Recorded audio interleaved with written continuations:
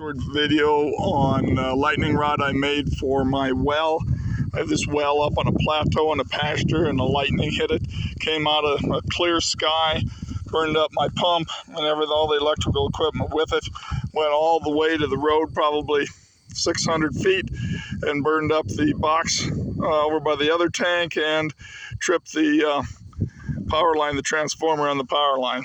So what I did was I dug a hole about 4 feet away from the foundation of this well pit and dug it about 2 feet deep. I took an 8-foot grounding rod, pounded in just as far as I could because I was about 6 feet deep, put some water in. It really helps when you add some water before you start digging. I attached that rod. I used some old what it is wire off old telephone lines. 3 of them came up to about 5 gauge. You want 4 to 6 gauge. Put it on a real nice piece of cedar tree. I had a good dead cedar tree and put another rod on the top.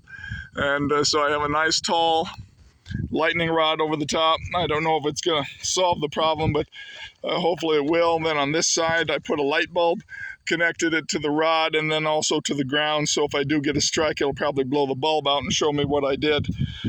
Here's some evidence of what happened when it blew you can see the brown where that lightning hit, and caused me, I think, about $2,500 in damages.